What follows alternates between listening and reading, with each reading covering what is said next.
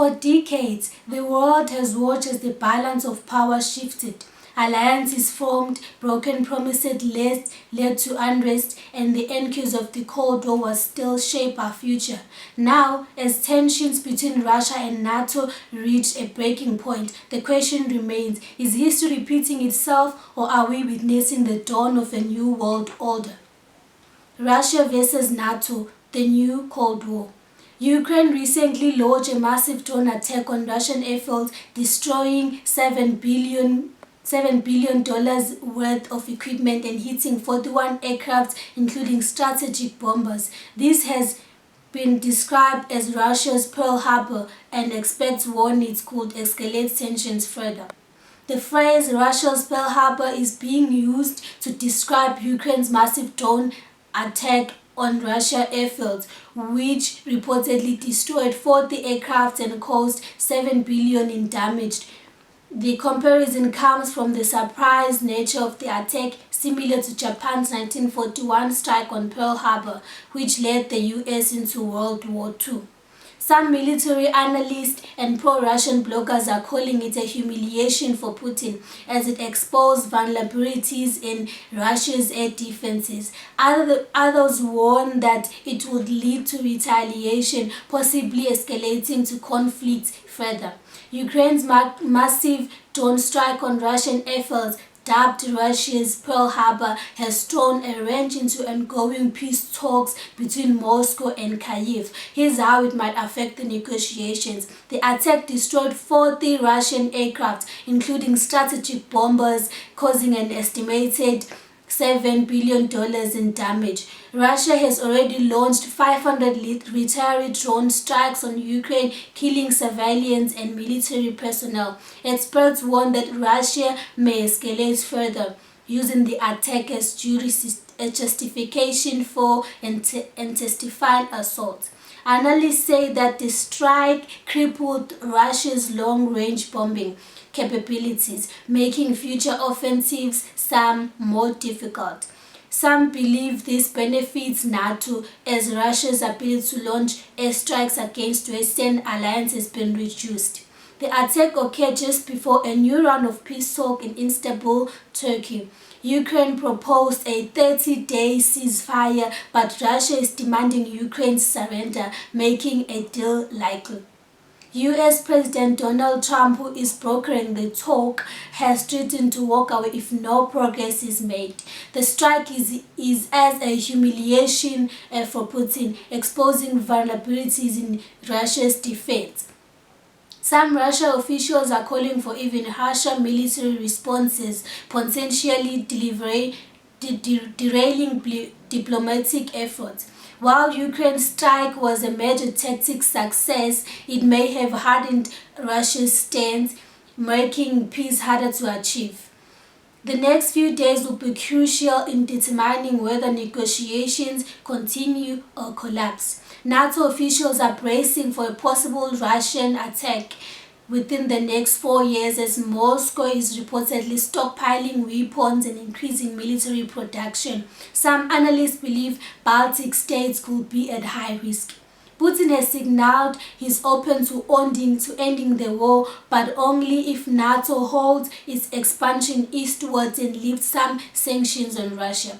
He also wants Ukraine to remain neutral and for frozen Russian assets in the West to be resolved.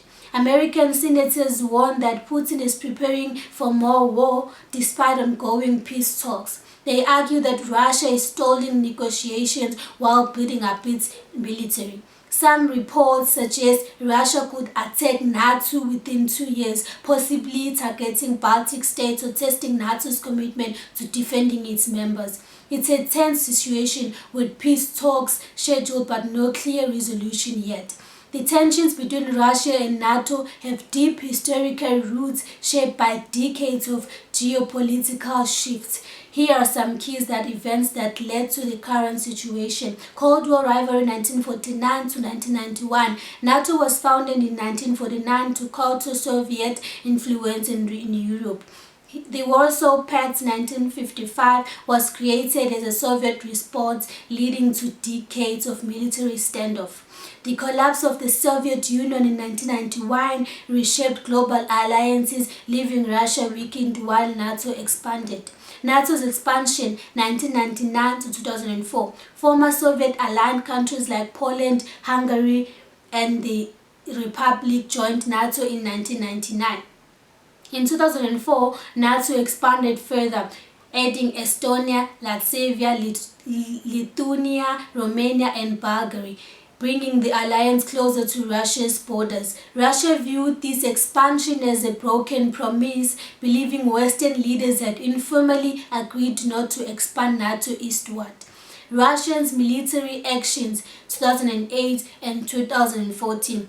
In 2008, Russia invaded Georgia, leading to NATO suspending formal cooperation. In 2014, Russia annexed Crimea, sparking international condemnation and NATO's increased military presence in Eastern Europe. Ukraine crisis and NATO support 2014 to 2022. Ukraine showed increasing interest in NATO, participating in joint training and cooperation agreements. Russia saw Ukraine's NATO ties as a direct threat, leading to the full-scale invasion in 2022. NATO responded by sending military aid to Ukraine and reinforcing its eastern defenses. Russia continues to view NATO as a security threat, while NATO strengthens its presence in Eastern Europe. Ukraine's drone strike and NATO's military support have escalated tensions further. Putin has demanded NATO halt expansion, but Western leaders remain firm on supporting Ukraine. The Cold War laid the foundation for today's tension between Russia and NATO, shaping military strategies, alliances, and geopolitical rivalries. NATO was created in 1949 to counter Soviet influence in Europe. The Warsaw Pact 1955 was the Soviet response, leading to decades of military standoff. Both sides built massive nuclear arsenals, fueling an arms race that still influence military policies today. When the Soviet Union collapsed in 1991, Eastern European nations sought NATO membership.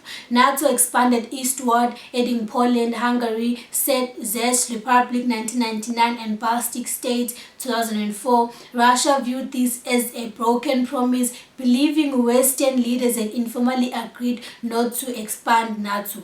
The Cold War shaped Russia's military doctrine, emphasizing deterrence and nuclear capabilities. NATO continued strengthening its collective defenses, reinforcing Eastern Europe against Russian threats. Russian invasion of Georgia in 2008 and Ukraine 2014 to 2022 were partly driven by Cold War era fears of Western encirclement. Ukraine's closer ties with NATO were seen as directly by Russia. Russia justified its Crimea annexation in 2024 and a full-scale invasion in 2022 by citing NATO's expansion. NATO's military aid to Ukraine further escalates tensions, incurring Cold War proxy conflicts. Russia still views NATO as a security threat. The Cold War may have ended, but its influence remains deeply embedded in Russia-NATO relations. The Cold War shaped the global politics far beyond the US and Soviet Union, influencing conflicts, alliances, and economic policies worldwide. Here are some key regions affected. Many African nations became battleground for proxy wars as the US and USSR bred for opposing factors. The Angolan Civil War 1975 to 2002 saw Soviet and Cuban support for the MPLA, while the US and South African backed UNITA. The Cold War also influenced economic policies, with socialist-leaning governments receiving Soviet aid while capitalists leaning ones aligned with the West. Latin America. The US intervened in several Latin American countries to prevent the spread of communism. The Cuban Missile Crisis 1962 was a direct Cold War confrontation with Soviet nuclear missiles stationed in Cuba. The U.S. supported anti-communist coups such as Chile 1973 and Guatemala 1954, leading to decades of authoritarian rule. The Cold War fueled major conflicts, including the Korean War in 1950 to 1953 and Vietnam War in 1955 to 1975. China's Cultural Revolution 1966 to 1976 was partly influenced by Cold War ideological battles. The Soviet invasion of Afghanistan in 1979 and 1989 led to U.S. support for Afghan resistance fighters, shaping future geopolitical tensions.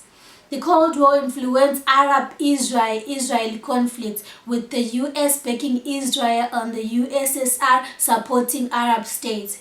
The Iranian Revolution 1979 shifted Iran's alliances, leading to tensions with both superpowers. The US and USSR competed for influence in Egypt, Syria, and Iraq, shaping regional power struggles. Eastern Europe was under Soviet control, leading to uprisings like Hungary in 1956. The Berlin Wall in 1961 and 1989 became a symbol of Cold War division. NATO and the Warsaw Pact maintained military standoffs across Europe. The Cold War impact was global, shaping conflicts, economies, and political ideologies that still influence world affairs today. Different countries have varied perspective on the Russia-NATO tensions, shaped by their geopolitical interests, historical alliances, and Western nations. US, UK, and UE strongly supports NATO and review Russia as a major security threat. The US and UK have provided military aid to Ukraine and reinforced NATO's eastern defenses. Germany's defense chief warns that Russia may attack NATO within 4 years, citing massive military buildup. Eastern Europe, Baltic states, Poland. Countries like Estonia, Latvia, Lithuania, and Poland fear Russian aggression. They have boosted military spending and called for stronger NATO presence. The Suwalki Gap, a strategic corridor between Poland and Lithuania, is seen as a potential Russian target. China maintains a neutral stance, balancing relations with both Russia and the West. India has avoided direct criticism of Russia, maintaining trade ties while engaging with NATO allies. Middle East and Africa. Some nations remain neutral, focusing on economic ties with both sides. South Africa has maintained diplomatic relations with Russia, while others in Africa seek Western security partnerships. Countries like Brazil and Argentina have avoided taking sides, prioritizing economic stability. Some left-leaning governments sympathize with Russia, while others align with Western policies. NATO's official stance: NATO no longer considers Russia as a partner, citing aggressive actions and security threat. The alliance remains unified despite internal disagreements from Hungary and Slovakia. The global response is divided, with Western nations reinforcing NATO while others balance diplomacy and economic interests. The choices made today will define the fate of nations for generations to come. As the world watches, one thing is clear: this isn't just about a war or politics. It's about the power of narratives, the impact of history, and the uncertainty of tomorrow. Will diplomacy win, or will conflict shape the next chapter in global history? Thank you for tuning in. Till we meet again in the next video. Thank you.